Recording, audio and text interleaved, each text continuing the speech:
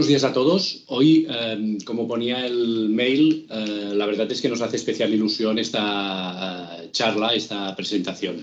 La presentación es sobre el recientemente publicado ensayo clínico de belimumab como tratamiento adyuvante al estándar of care en nefropatía lúpica y que ha demostrado, como veréis, resultados positivos y yo creo que tiene una implicación práctica muy importante porque sí que puede cambiar, digamos, la manera de tratar a nuestros pacientes. De manera que ya de por sí la sesión yo creo que tiene muchísimo interés. La segunda, aparte de este interés científico, es un interés que me permitís un poquito sentimental, en el sentido de que contamos con la presencia para presentarlo del profesor Munder Kamaista. Y es más o menos sentimental en el sentido de que Munder es, en fin, aparte de un referente internacional y uno de los de las figuras, digamos, más importantes en el diagnóstico y tratamiento de pacientes con lupus eritematoso sistémico y síndrome antifosfolipídico, un amigo desde hace muchísimo tiempo de los internistas que nos dedicamos a enfermedades autoinmunes de nuestro servicio.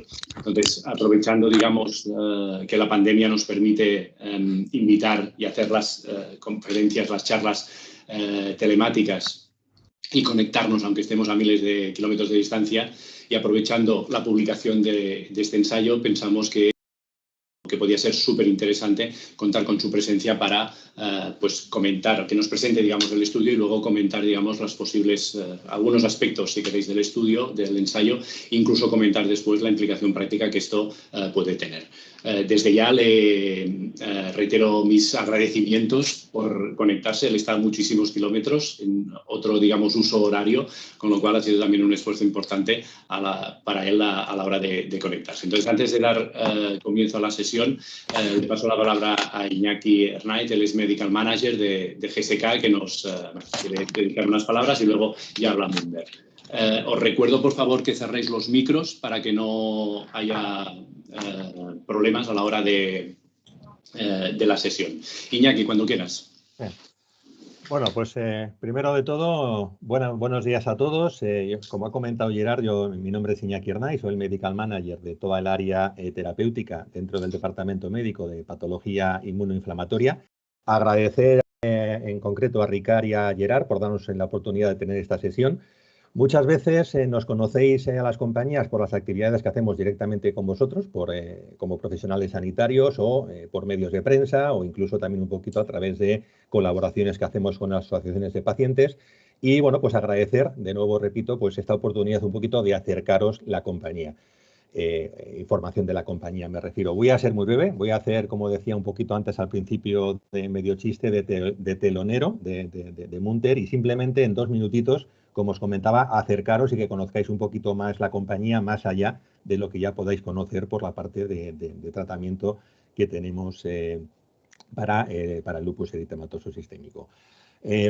A nivel mundial, GSK tiene aproximadamente unos cerca de 100.000 empleados, estamos en más de 150 países y quizá lo más importante o lo más cercano para vosotros es comentaros, como ya conoceréis, que la sede de GSK en España está en las afueras de Madrid, en Tres Cantos. Somos más o menos unos poquito más de 2.000 empleados en distintas áreas de negocio, como luego os comenté. También tenemos presencia, somos relevantes a nivel de Europa y mundial, teniendo un centro de investigación y 2 plantas de producción. Esta diapositiva la verdad es que valdría para cualquier compañía o para cualquier presentación, pero la verdad es que es un poco nuestro ADN. Realmente desde la industria, todos los profesionales que trabajamos aquí, pues lo que queremos es, si no podemos prevenir o curar enfermedades, por lo menos sí dar más calidad de vida a todos los pacientes que están sufriendo patologías de las áreas en las que tenemos un abordaje terapéutico o un arsenal terapéutico y bueno, pues realmente conseguir que esas pacientes y esas personas se sientan mejor, ¿no? No voy a entrar en detalle, esto viene un poquito a colación de lo que os comentaba, un poco el presentaros o acercaros lo que es la compañía. La compañía como multinacional es relativamente grande, tenemos un área de lo que es consumo, de consumer health, de consumo general, con productos de uso sanitario y de higiene diario. Tenemos una gran área que es obviamente la de farma y luego otra gran parte o gran empresa, gran área terapéutica que es la parte de HIV con un acuerdo con Pfizer que la compañía se llama VIP con 2 Vs y 2. Centrándome en la parte de farma, que es la que nos ocupa, pues simplemente comentaros que llevamos 50 años en el área de respiratorio, es un clásico en ese sentido en tratamiento de EPOC y de asma. Estamos también entrando con muchísima fuerza, también desde la adquisición el año pasado de la empresa Tesaro en el área de oncología. Y como veis ahí en naranjita, pues en la parte que nos ocupa, en la parte también de biológicos para el tratamiento con el lupus, pues muy presente en aquellas áreas y patologías con origen inmunoinflamatorio, como antes comentaba. En definitiva, bueno, pues nos definimos quizá un poco propia o nosotros mismos como compañía para lupus, porque realmente a fecha de hoy, como sabéis, somos la compañía que tiene pues un fármaco, por así decirlo, biológico diseñado y pensado y lanzado desde hace 10 años, como ahora también os comentaré, para el tratamiento de pacientes tanto adultos como pediátricos. Este es un poco el cronograma de lo que es Benlista, que quizá un poco el histórico desconocéis. Simplemente confirmaros o comentaros que estamos presentes en el mercado. Ya el año que viene será 10 años de la comercialización, de la presentación de intravenoso en España. El subcutáneo lo lanzamos en el 2018 y bueno, pues estamos ahora en la fase de precio y reembolso para la indicación de pediatría en España y también esperando aprobación de FDA y de EMA cercano, en los próximos meses y posiblemente en el 2021, de la indicación de lupus nephritis, que obviamente es el tema que nos ocupa. Y acabo con esta diapositiva también para transmitiros un poquito, bueno, pues cómo estamos con interés y con profundidad haciendo una I+D fuerte en toda la parte, bueno, veis arriba todas las áreas terapéuticas en las que estamos trabajando, pero como veis está las enfermedades renales, está la reumatología y está la gastroenterología como áreas terapéuticas o especialidades médicas hay patología autoinmune todavía con necesidades a cubrir por la parte de abordaje terapéutico, ¿no? Como puede ser la artritis reumatoide, que veis ahí descrita, como puede ser la enfermedad de Crohn, la colitis ulcerosa, la esclerodermia, la espondilitis, es decir, que tenemos una importante arsenal terapéutico tanto en fase 3 como en fase 2 y en los siguientes años, si se confirman los datos que estamos teniendo, pues tendremos un portfolio importante, como veis, en estas áreas importantes. Y nada más por mi parte, doy paso a Munter, agradeceros bueno, pues, la asistencia y el poder haber, repito, acercado un poquito más la compañía y que conozcáis un poquito más de forma aérea los portfolios y el área terapéutica de la compañía. Muchas gracias. Ya tomo el cargo ahora yo, voy a compartir yo. ¿Dejas de compartir tú ahí por tu lado? Sí. Yeah. Vale. Ya he dejado de compartir, Munter, gracias. Vale. Dame un minuto.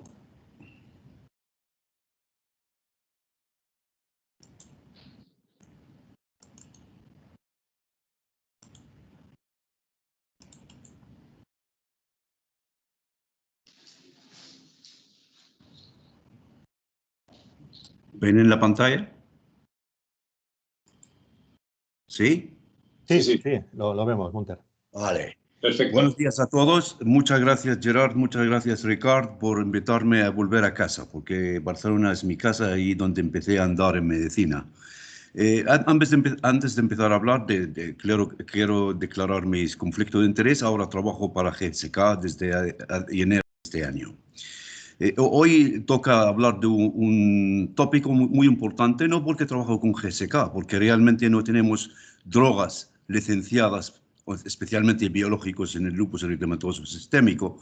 Y esta droga, a pesar que está licenciada en 2011, vamos a tener licencia ahora, probablemente en los próximos meses, como dijo Iñaki, para su utilización en enfermedad grave, como puede ser la afectación renal.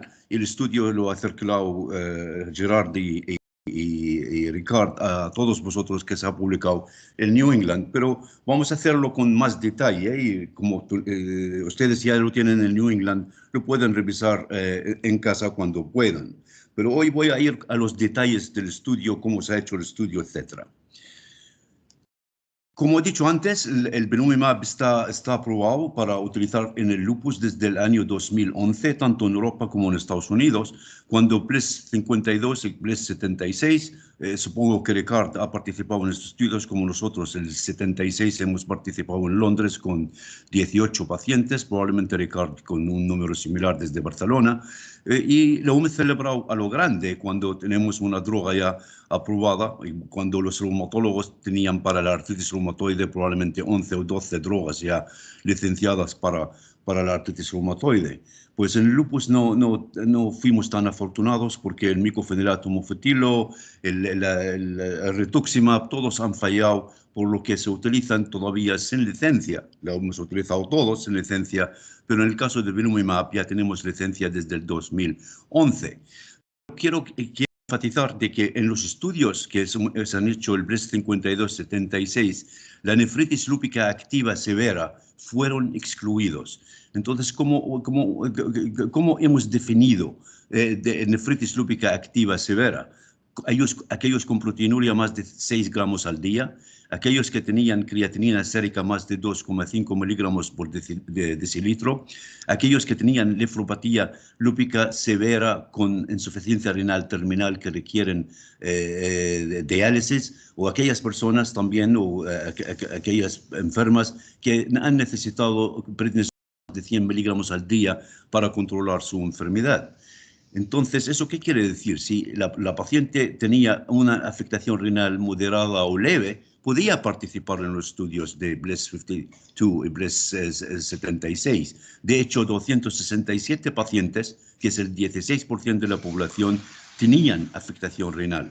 Esto ha servido porque en el post-hoc análisis de los estudios BLEST 52 y 76, GSK, los científicos de GSK, se han dado cuenta este porcentaje de pacientes que no era muy importante para hacer evaluación estadística, pero se dieron cuenta de que estos pacientes con nefropatía o señales de nefropatía lúpica, el belimumab no estaba mal, ha ido bien, por eso han arriesgado de hacer un estudio multicéntrico internacional de nefropatía lúpica severa grave confirmada por biopsia. Este es el background, el por qué ha decidido GSK arriesgar y hacer un estudio clínico en una enfermedad grave como puede ser la nefropatía lúpica. Entonces han diseñado un estudio multinacional. El diseño fue el 2010, estamos al 2020, imagínate 10 años para desarrollar un estudio, lo que es complicado hacer un estudio en nefropatía lúpica.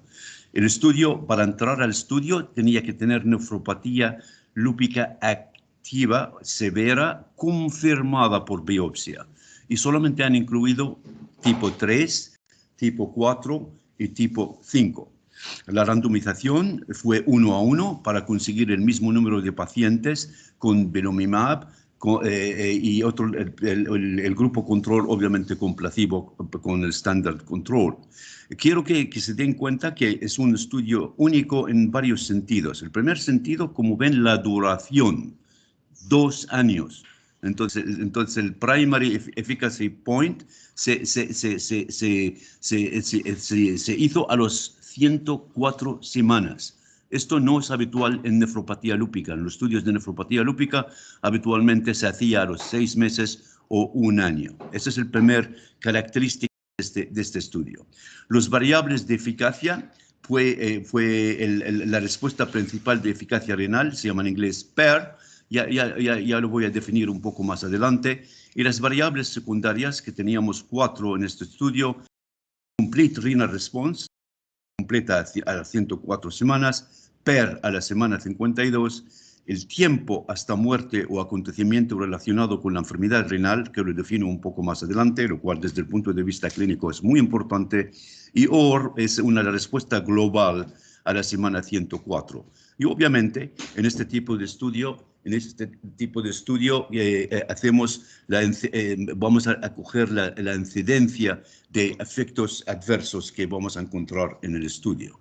Vamos a ir un poco más con más detalle en el diseño, porque el diseño es único, como he dicho en este estudio, y el número de pacientes es el número de 448 pacientes que han tenido nefropatía confirmada de tipo 3, 4, 5. Hace este estudio el más grande que se ha hecho jamás en toda la literatura. La randomización, como he dicho antes, era 1 a 1, que el tratamiento estándar, que podría ser ciclofosfamida, corticoides y seguido por azatioprina, o micofenilato mofetilo con corticoides y seguido por micofenilato mofetilo. La duración 104 semanas, también único en este estudio, y fijarse también en la semana 24.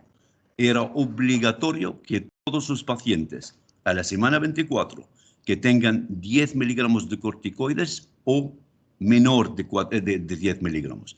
Y si no cumplían esto, entonces el tratamiento se consideraba fracaso. Así que estas son características únicas de este estudio.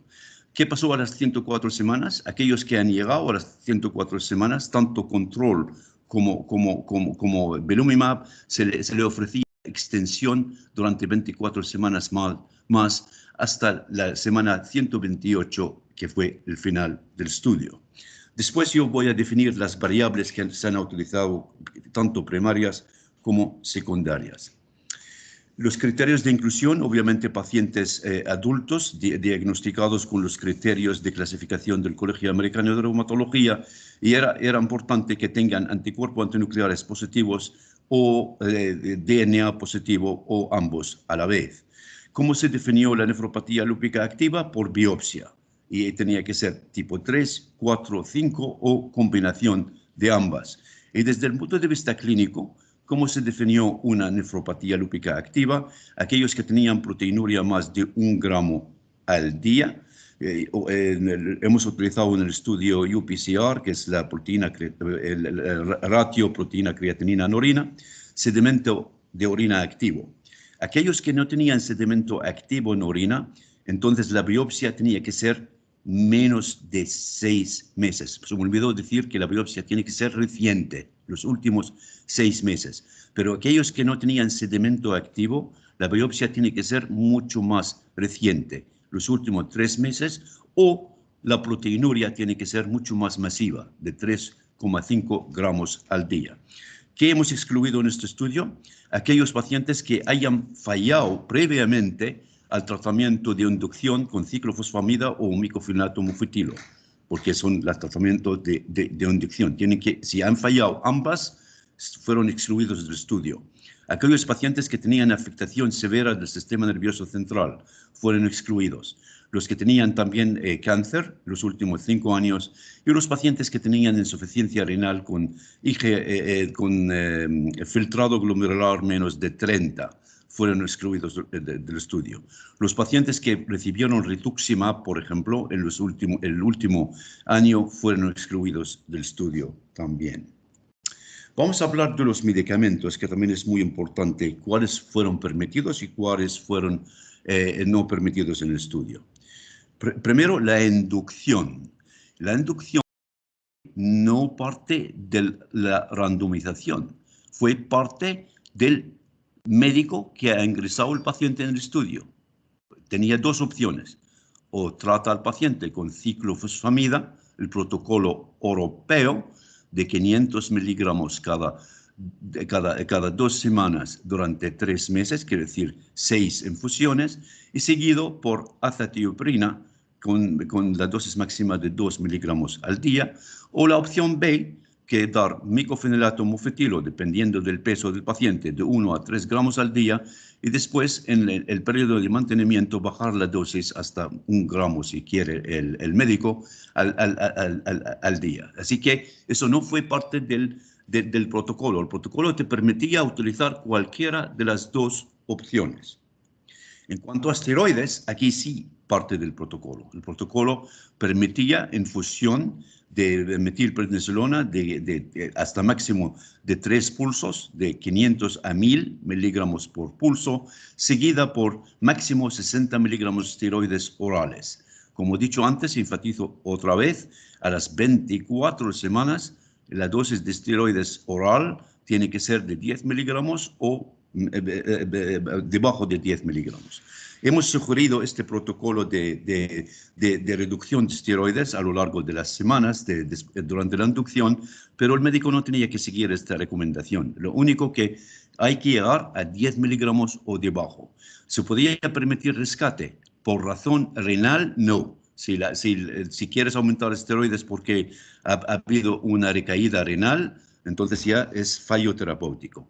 Ahora sí hay recaída por cutáneo articular, o el paciente tenía manifestaciones que sugieren actividad de la enfermedad extrarrenal, se permitían máximo incrementar la dosis de esteroides hasta 20 miligramos con una duración de 14 días separada por 3 meses, en dos ocasiones. Porque también se podía aumentar la dosis de esteroides por reacción alérgica, por ejemplo. No tiene nada que ver con el lupus. El paciente tenía reacción alérgica, se podía permitir. A partir de la semana 76 hasta el final del estudio, que es al 104, no se permite dar más esteroides por cualquier causa, aunque sea reacción alérgica. Si el paciente recibe más esteroides en semanas críticas, en el estudio se consideraba el tratamiento como fallo terapéutico. ¿Qué pasa con los otros medicamentos? Por ejemplo, metotrexato. Si el paciente lo estaba tomando antes de randomización, se permitía, pero incluir cualquier otro inmunosupresor una vez el paciente ya está randomizado, entonces ya es fallo terapéutico. Todos los pacientes fueron recomendados tomar antimaláricos, hidroxicloroquina a las dosis recomendadas, y si este medicamento fue incluido durante la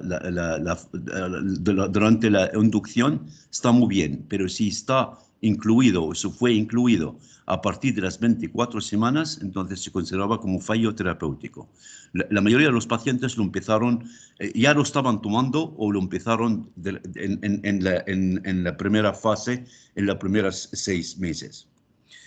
¿Qué pasó con los antihipertensivos, AECAS y ARA2? Todos los pacientes igualmente aquí fueron recomendados tomar estos medicamentos y tienen que empezar durante la inducción. Si estos medicamentos incluidos a partir de las 24 semanas, el tratamiento se hubiera considerado como fallo terapéutico.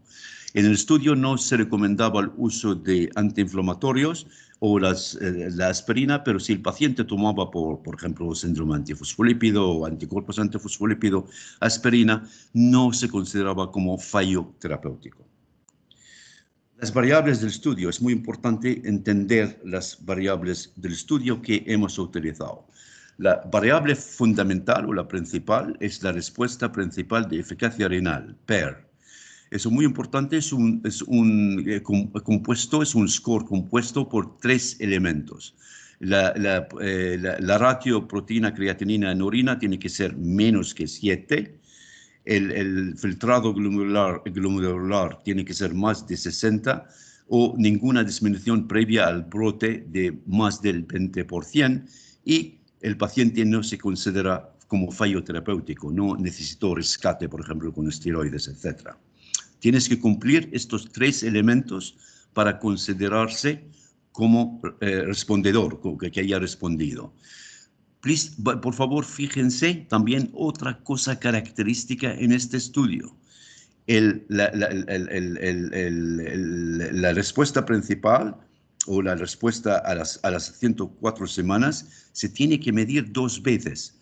En el caso de PER, se tenía que medir a las 100 semanas, la visita 100, y después a la visita 104. Tiene que cumplir las 2 visitas.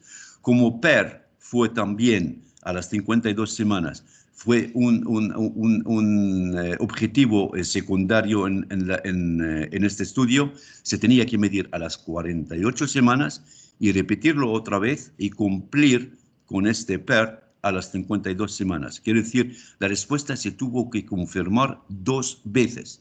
Eso es otra cosa que es muy importante en este estudio.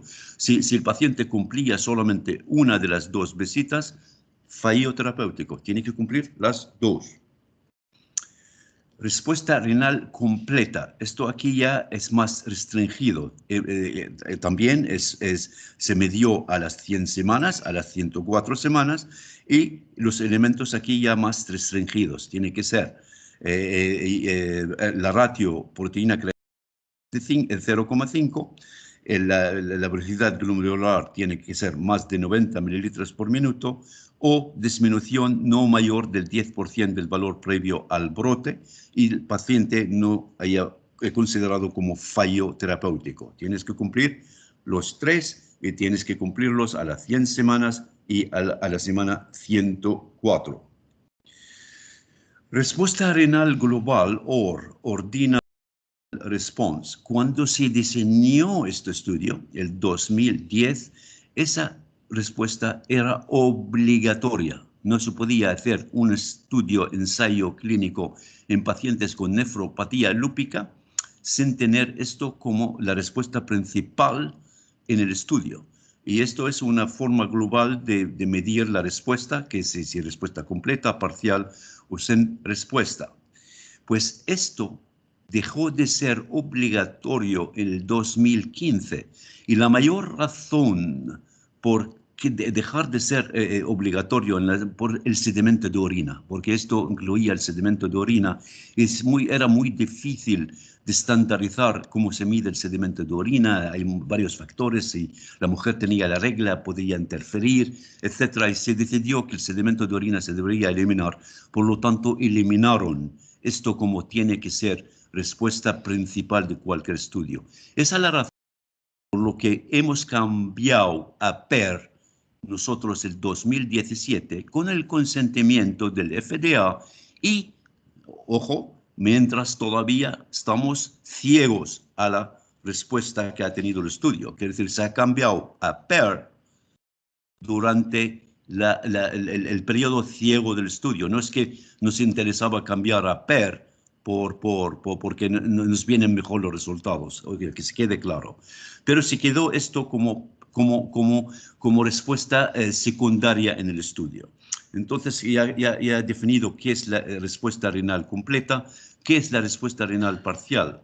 Aquí exigía, también es un compuesto de 3 elementos, que exigía que el paciente tenía filtrado glomerular más de 90 mililitros por minuto o disminución no mayor del 10% del valor basal o disminución mayor del 50% en la ratio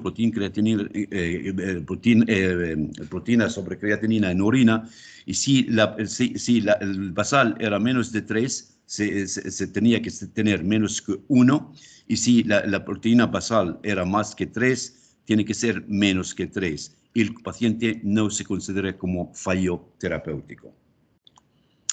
Entonces, estas son las variables que se han utilizado, la primaria y las secundarias, y queda por definir, para mí, que es la más importante desde el punto de vista clínico, tiempo hasta muerte o acontecimiento relacionado con la enfermedad renal. ¿Eso qué significa?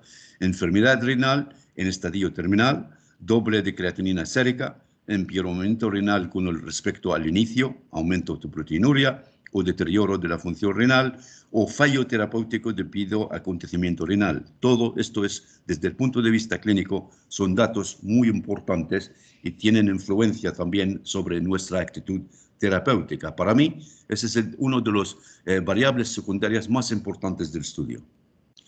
También cómo se ha hecho la jerarquía estadística. Entonces, era jerarquía estadística y evaluación secuencial.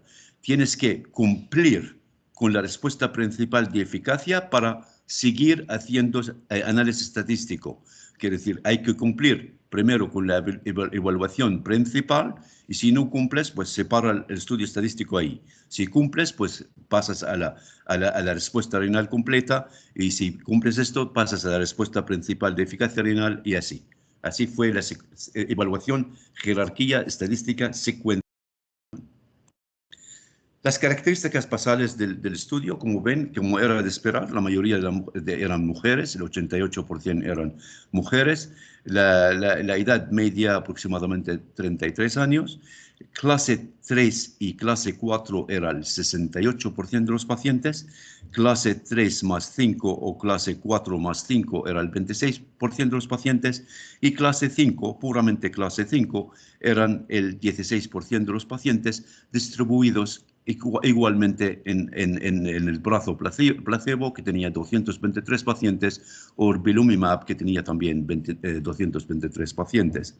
Proteinuria importante, más de 3 gramos al día, era en el 41% de los pacientes, distribuida igualmente en ambas partes del estudio. Fíjense también que el 26% de los pacientes han recibido durante la inducción, y micofenidato mofetilo fue recibido por el 74% de los pacientes, distribuido igualmente en ambos grupos. Quiere decir, un cuarto de los pacientes han recibido ciclofosfamida, el protocolo europeo, y 75%, 3/4 de los pacientes fueron inducidos con micofenilato mofetilo. Insisto que era la elección del investigador principal en que el paciente se trate con ciclofosfamida o con micofenilato mofetilo. Resultados de eficacia, es un resumen de el resumen de eficacia primaria y secundaria.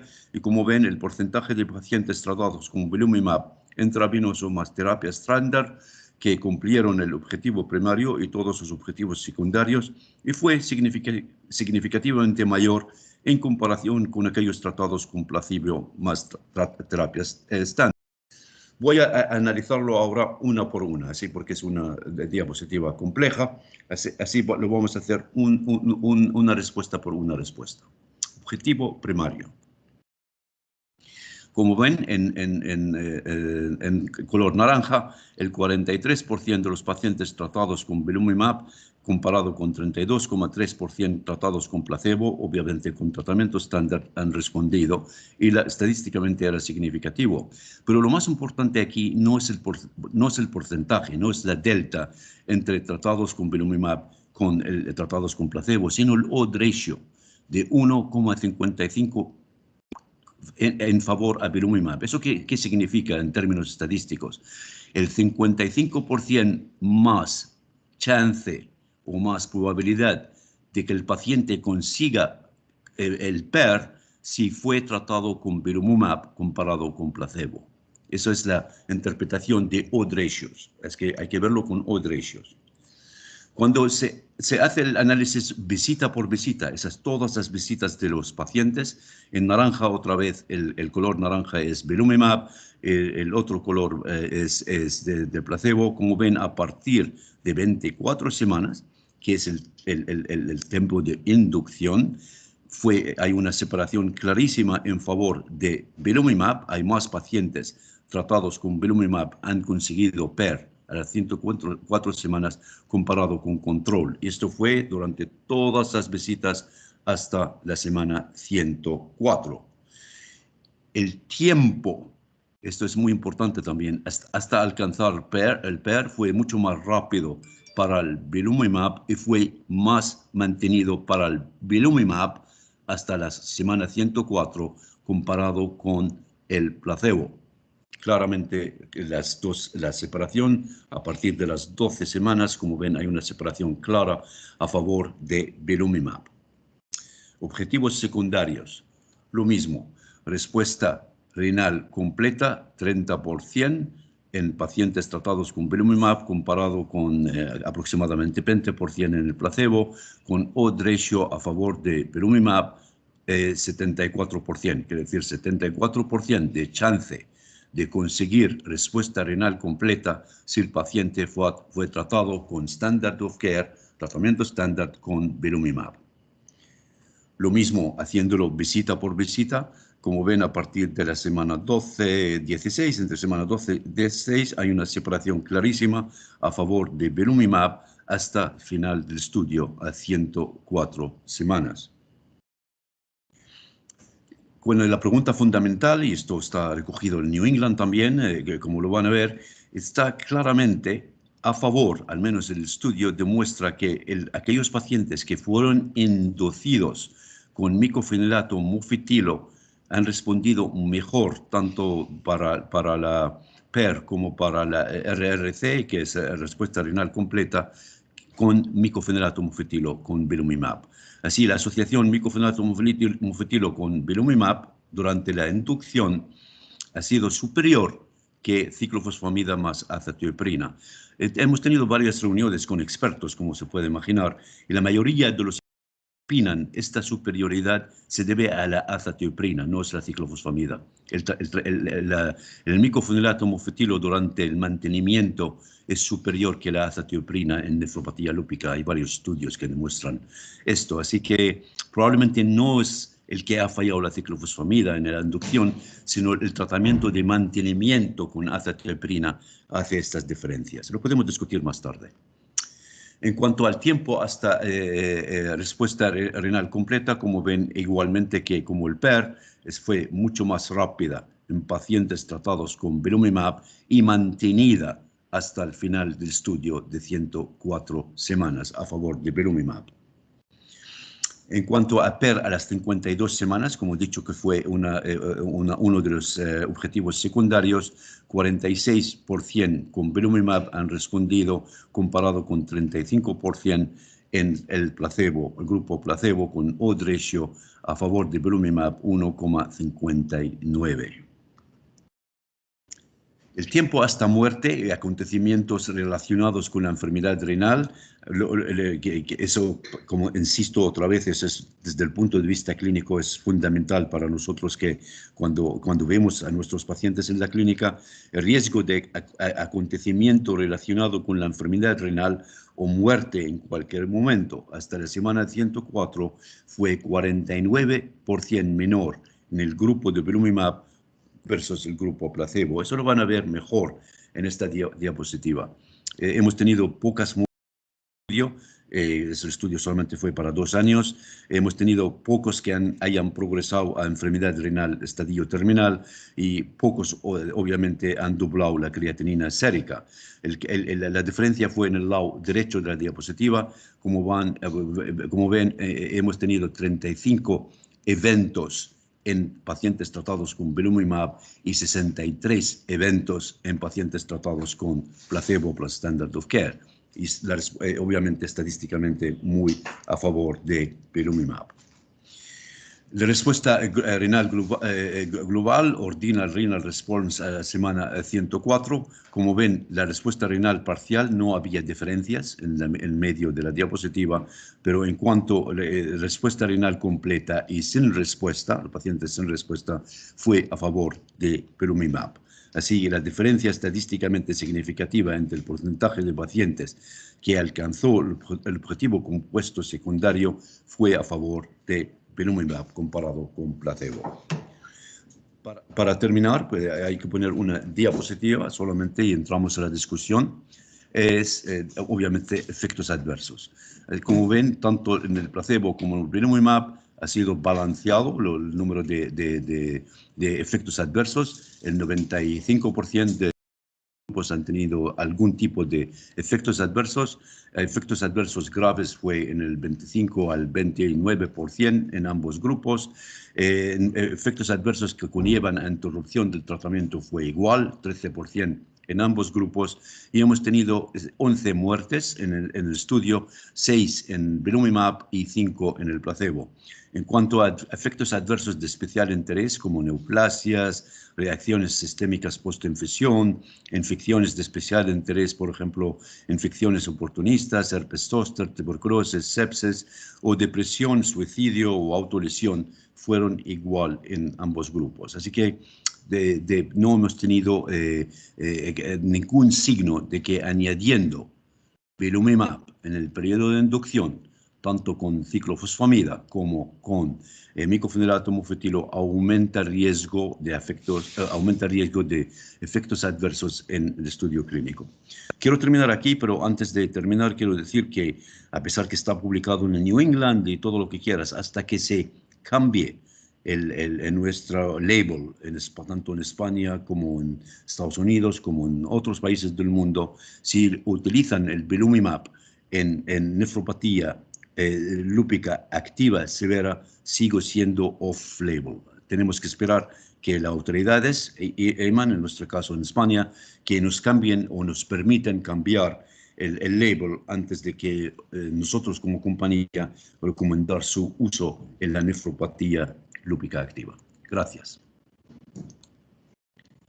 Muchísimas gracias, Munder, por la presentación. La verdad es que es un placer poder discutir estos ensayos clínicos con clínicos también, en este sentido, ¿no? De manera que damos paso a los comentarios, dudas y yo tenía un par de comentarios. Yo creo que uno de los puntos fuertes, que ya lo has comentado tú, aparte de lo que es la variable principal y las variables secundarias, es el tiempo, digamos, los acontecimientos adversos relacionados con la función renal, que nos da una idea mucho más fidedigna de lo que pasa en la clínica real, en el día a día, ¿no? Sí, como he dicho, como clínico es lo más importante en el estudio, para mí. Yo creo que esto es uno de los puntos fuertes del estudio. Además de que desde un punto de vista, digamos, de diseño, yo creo que no tiene ningún reproche ni ningún comentario en este sentido a realizar. Y el segundo comentario que te quería hacer, Munder, es que quizás... sobre todo, no tanto probablemente los compañeros de reumatología, que sí que están más acostumbrados, digamos, o que tienen, digamos, probablemente en el disco duro, otro esquema de utilización del biológico.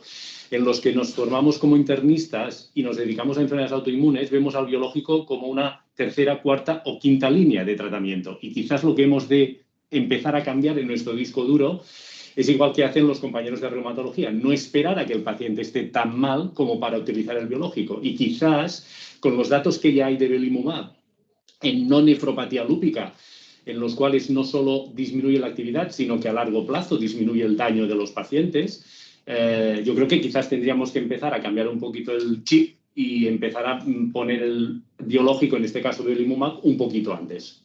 Gerard, muchas gracias. Es una opción a comentar un poco de los estudios, no en la nefropatía lúpica, sino los estudios que se han hecho a lo largo de los últimos 10 años con belimumab. Como te puedes imaginar, tenemos un montón de estudios. Lo más importante de los últimos 10 años se ha conseguido demostrar, y lo más potente para nosotros, que belimumab añadido al tratamiento estándar, tanto ahora en nefropatía lúpica como en lupus, el lupus en general, reduces la cantidad de esteroides que utilizas a largo plazo. Esteroides son los responsables mayores de daño a largo plazo. Daño en lupus conlleva a más daño en muerte prematura en pacientes con lupus, como sabes, la edad media de pacientes con 30 años. Cuando decimos que la supervivencia del paciente ha mejorado, sí, ha mejorado, pero siguen muriendo a los 20 años el 20% de los pacientes. Cuando tienes la edad media de 35, quiere decir a los 55 años, pues 20% de los pacientes no han llegado ahí. Eso no es buen pronóstico. Y el mayor daño lo causan los corticosteroides. Así que disminuir la recaída de la enfermedad por añadiendo droga al tratamiento estándar, tanto en la nefropatía lúpica como fuera de la nefropatía lúpica, es fundamental si queremos mejorar la calidad de vida de estos pacientes e evitar las recaídas que son las responsables del daño a largo plazo y al mismo tiempo reducir los esteroides que son responsables mayores del daño a largo plazo. Gracias por el... Muy bien. Ha pedido la palabra Luis, que es nuestro nefrólogo de cabecera y con el cual hacemos también la consulta de nefro. Luis, ¿me permites que dé paso primero a Ricard y luego te doy paso a ti, ¿de acuerdo? Ricard, quan vulguis. Bueno, muchas gracias. Yo quiero, en primer lugar, hacer dos agradecimientos, que serán un agradecimiento a Munder y otro a GSK, y después quiero quizás profundizar un poquito más en este tema, que sería el posicionamiento en la práctica clínica del belimumab en nefropatía lúpica, en práctica clínica. Y ahí creo que con nuestro nefrólogo de cabecera, con Luis Quintana, pues podremos abrir el debate.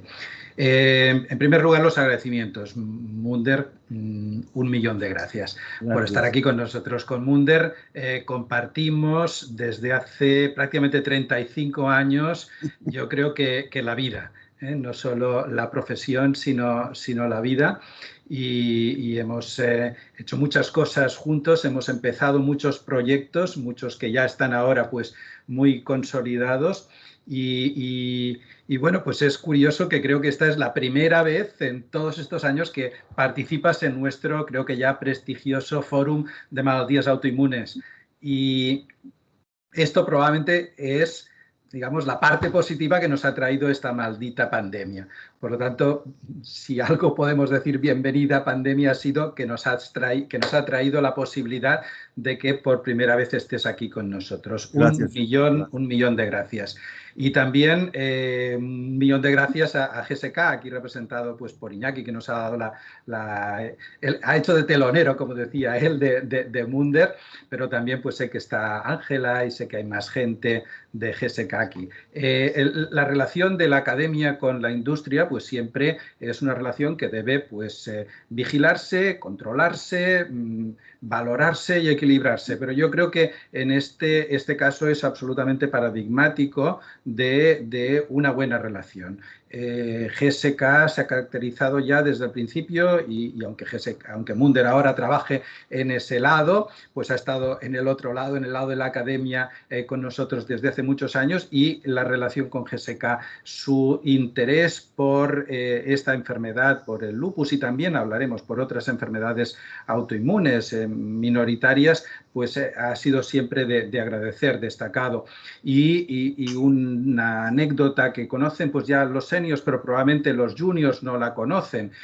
Tenemos el primer tratamiento biológico para el lupus aprobado, belimumab, pues probablemente gracias a esta dedicación y a esta voluntad que tiene GSK, porque en la fase 2 de los ensayos clínicos del belimumab en lupus, excluyendo la nefropatía lúpica, los resultados fueron negativos, y eso probablemente para el 90% de los ensayos clínicos, para el 90% de los laboratorios, significaría el final de trayecto de un ensayo. Y fue pues gracias a, en fin, la voluntad que tuvo GSK, el asesoramiento por parte de los expertos en buscar los motivos por los cuales había fracasado un ensayo que parecía realmente, que era con un medicamento que parecía realmente que era prometedor, cómo se continuó adelante y tuvimos la suerte de que los ensayos en fase 3 pues volvieron a poner las cosas en su sitio y pudo aprobarse. Por lo tanto, 1.000.000 de gracias a GSK por ese esfuerzo continuado, y también comentar ya que esa relación academia-industria estamos pues a punto de que se consolide con la creación de una cátedra industria academia, cátedra Universidad de Barcelona, GSK, dedicada a las enfermedades autoinmunes. Por lo tanto, esperamos que eso se acabe de confirmar y consolidar, y muchísimas gracias aquí por estar apoyando al lupus y a nuestros pacientes. Otro punto, Ricardo, otro punto, sí. que quiero recordarte una cosa que tú y yo fuimos responsables de convencer a GSK en el 2011 de crear el Lupus Academy. No porque trabajo con GSK, nos debemos esto a GSK, que fue una inversión muy importante, y la reunión del Lupus Academy del mes pasado fue más de 3.000 personas han atendido la reunión. Fue un éxito total que siempre vamos a estar agradecidos a GSK, no porque trabajo con ellos, sino que han apostado por nosotros, Ricardo. Pues totalmente de acuerdo, y nos apoyan en la Lupus Academy, nos apoyan en el 10 Topics, que tú estabas con nosotros hasta este año y que ahora vamos a pasarlo también a modo virtual, y en fin, nos apoyan en muchísimas actividades. Esta misma actividad, el Fórum de Malaltías Autoinmunes, también tiene su apoyo. Y después de los agradecimientos, pues me gustaría entrar un poquito en el core de la situación. ¿Cuál ha de ser el posicionamiento, o cuál se espera que sea el posicionamiento de belimumab en la nefropatía lúpica? Y ya Munder un poquito, pues Gerard ha introducido un poquito la idea, y quiero pues también que con nuestro nefrólogo de cabecera hablemos al respecto. Sobre todo la comparación con el otro biológico que tenemos actualmente, aunque sea off-label, que es el rituximab. El rituximab, estamos haciendo ensayos liderados por los investigadores, porque los ensayos de los laboratorios pues fracasaron, pero siempre lo vemos como un tratamiento para casos refractarios, nefropatía refractaria. Empezamos con pauta Eurolupus o pauta de micofenolato, y si fracasa pensamos en el rituximab. Lo que nos estás presentando ahora, Munder, cambia el paradigma. Belimumab no sería para casos refractarios, de hecho, se han excluido del estudio los casos refractarios, ¿no? Y sería para pensar en primera opción como tratamiento asociado en la inducción y en el mantenimiento. Esto ciertamente cambia el paradigma, va un poquito como va en la línea que ha comentado Gerard, de pensar en el biológico ya de entrada. Me gustaría también pues, que tanto tú, Munder, como nuestro nefrólogo, acabaráis de opinar en este aspecto. Su posicionamiento en vida real, cuando esté aprobado por las agencias reguladoras, ¿será realmente este? ¿No tendremos que esperar a los fracasos, a las nefropatías refractarias? ¿Será para ya casos de inducción y después continuar con el mantenimiento? Vamos a ver la opinión del nefrólogo primero y después yo hablo. Venga. Luis.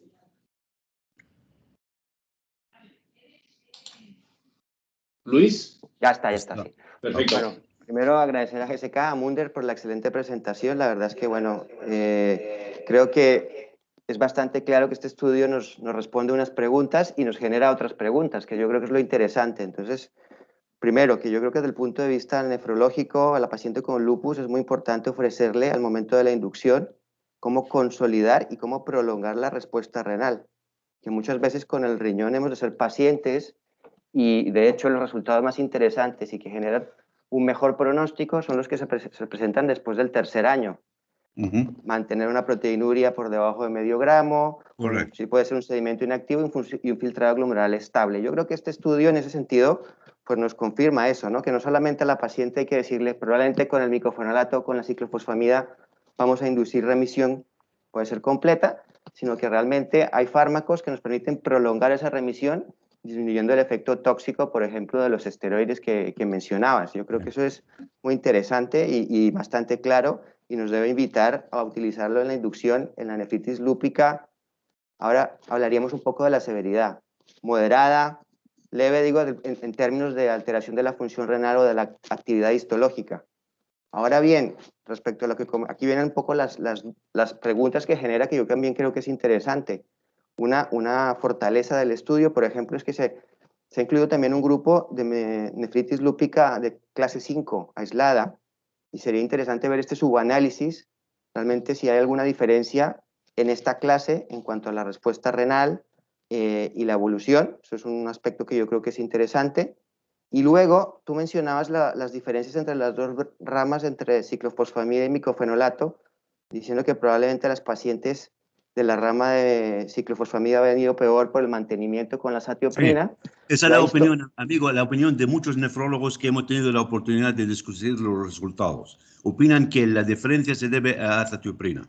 Yo ahí tengo mis dudas y realmente, por ejemplo, como realmente el investigador es el que escogía el estándar que seguía, normalmente somos más tendientes, por lo menos nosotros aquí con Ricard y con Gerard, a utilizar el Eurolupus o la ciclofosfamida en los pacientes que probablemente tengan más severidad histológica, más actividad histológica, la presencia de semilunas. Entonces sería interesante también saber al momento del debut o al momento del inicio del estudio en cuanto a la actividad histológica y la función renal, para acabarlo de aclarar. Yo sinceramente creo que en nefropatía lúpica hasta moderada tiene mucho sentido utilizarla desde la inducción, por lo que estamos comentando, para intentar disminuir la toxicidad del tratamiento y prolongar la respuesta renal, pero yo creo que hemos de trabajar un poco más el campo de la nefritis lúpica más severa, ¿no? Aquí pueden quedar dudas con los resultados del estudio, pero realmente es sensacional y yo estoy completamente de acuerdo con lo que planteaba Gerard al inicio, que el uso de los biológicos debe ser precoz pensando en eso mismo, ¿no? En disminuir la toxicidad social y la comorbilidad asociada a estos fármacos, que son pacientes en edad fértil, pacientes jóvenes, que necesitan que el tratamiento sea lo más específico y menos tóxico posible. Muchas gracias, Luis, que te puedo asegurar, el New England, si la revisas, estoy seguro que lo has leído ya, Sí, es dedicado a la solamente respuesta primaria y las 4 respuestas secundarias del estudio. Como te puedes imaginar, se está analizando el tipo 3, 4, que son las proliferativas, comparando con el tipo 5. Se está comparando la región del mundo, si los chinos responden mejor con los americanos, si los latinoamericanos, como sabes, la nefropatía lúpica en hispánicos también mucho más severa, igual que los asiáticos. Se está analizando la cantidad de proteinuria que tenían. Se está analizando de forma minuciosa la histología. Recuerda, para entrar al estudio necesitabas biopsia. Si no hay biopsia, no entras al estudio. Todo esto te prometo que se está haciendo. Hemos tardado 10 años para hacer el estudio.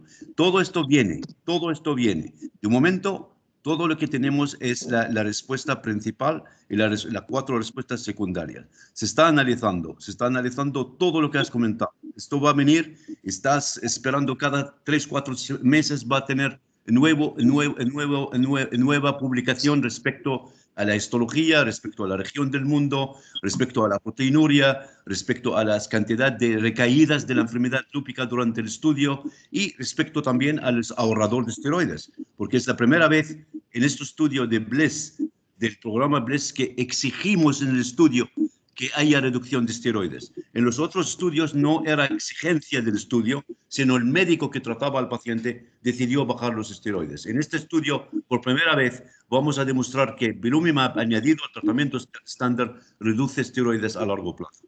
Gracias. Muchas gracias. Sí, yo creo que un último comentario y creo que va en línea con lo que hemos pensado y analizado siempre con Ricard y con Gerard, es el valor de la biopsia de control, ¿no? En estos pacientes para acabar de valorar la respuesta al tratamiento y los beneficios de estos tratamientos. Sería ideal, hermano, sería ideal, pero invasivo. Tienes que aceptar como nefrólogo la biopsia, en nuestra experiencia, la posibilidad de hemorragia masiva es uno de cada 400, 500 biopsias, pero sigue siendo considerado como procedimiento invasivo. Así que hacerlo como parte del protocolo biopsia al final del tratamiento sería lo ideal, porque es una cosa la actividad clínica y otra cosa la actividad histológica. Y esto sería la actividad histológica donde es más importante que la actividad clínica probablemente para decidir si paras el tratamiento o no paras el tratamiento. Un diseño sería ideal hacer biopsia al final del estudio. Estoy totalmente de acuerdo. Si hubiéramos hecho biopsia a estos pacientes a los 2 años, a las 104 semanas, sería perfección. Pero éticamente es difícil de considerar eso. ¿Algún estudio tú conoces que están haciendo esto actualmente? Yo creo que hay alguno en marcha y creo que Ricard, Gerard y yo no tendríamos ningún problema en darle apoyo, ¿no? No sé qué piensa Ricard o Gerard. Siempre se ha discutido en el diseño de los estudios, pero llevarlo a cabo... Sí, lo entiendo. Lo entiendo. En el 3TR, en el gran estudio europeo que estamos haciendo, 69 grupos de investigación, contemplamos la biopsia de control post-tratamiento.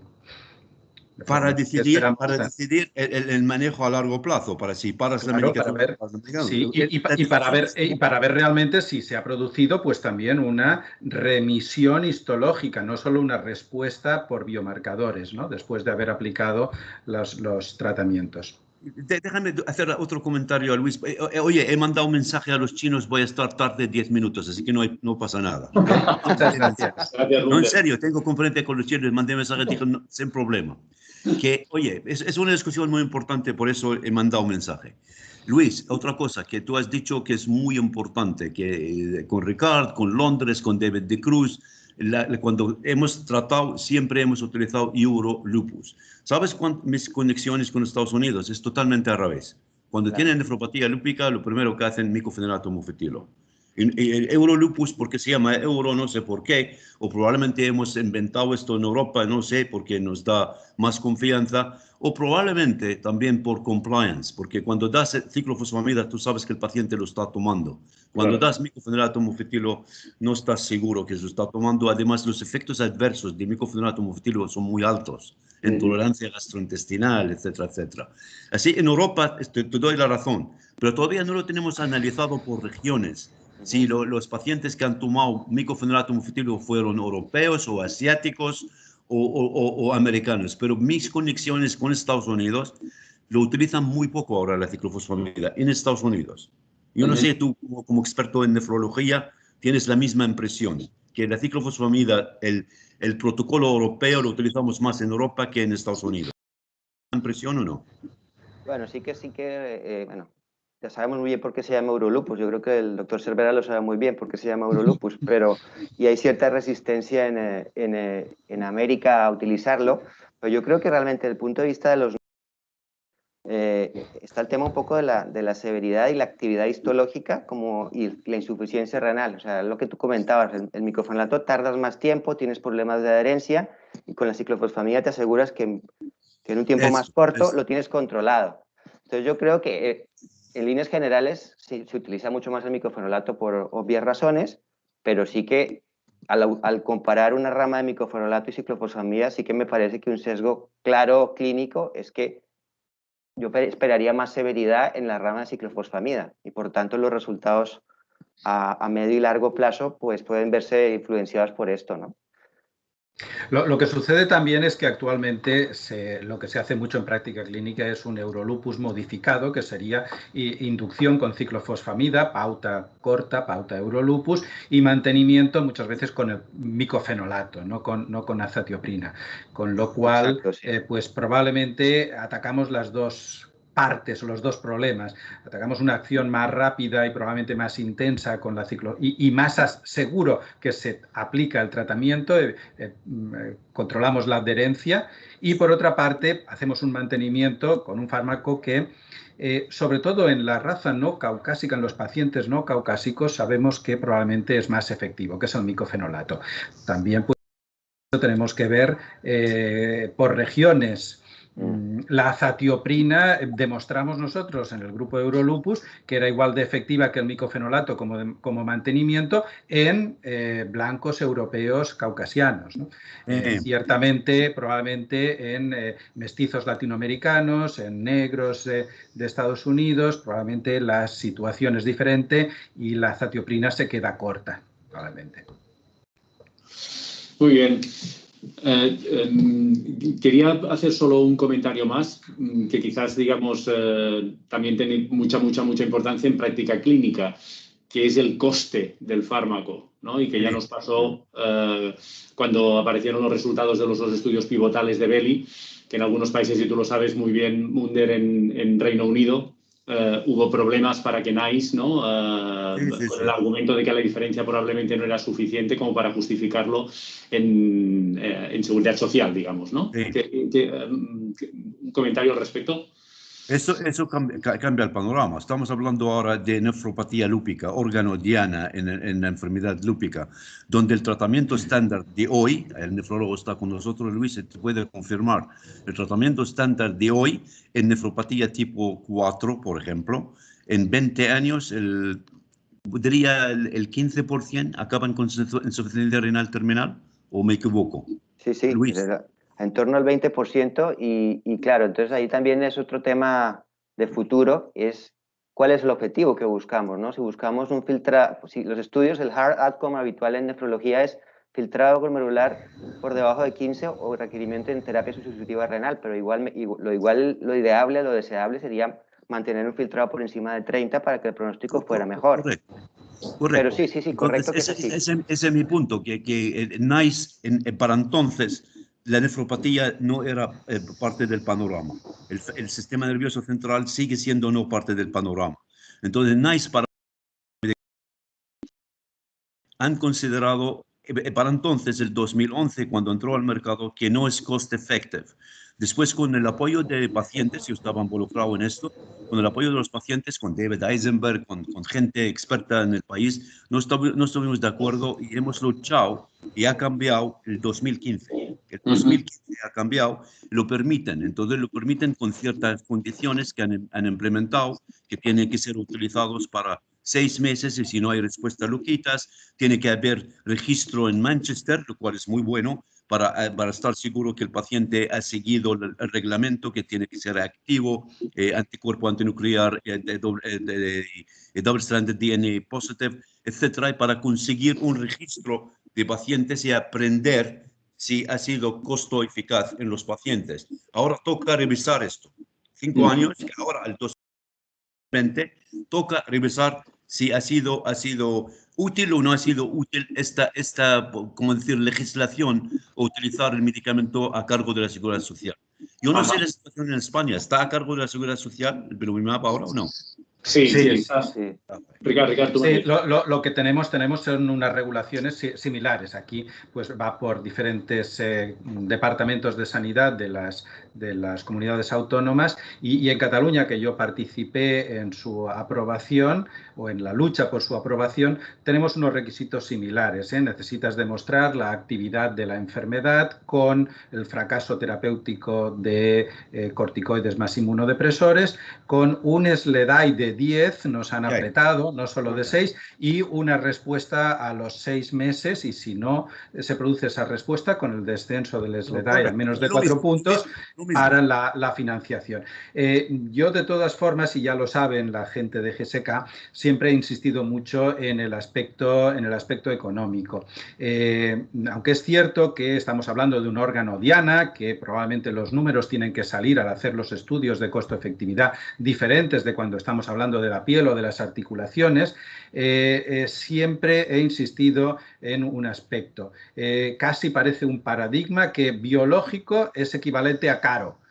Y yo creo que eso no debería ser así. O sea, los costes de investigación es cierto que existen, los costes de producción pues probablemente son algo más caros que los costes de preparación de un producto químico, pero es yo casi creo que más una especie de dogma que se ha creado en el mundo de la farma, que biológico igual a caro.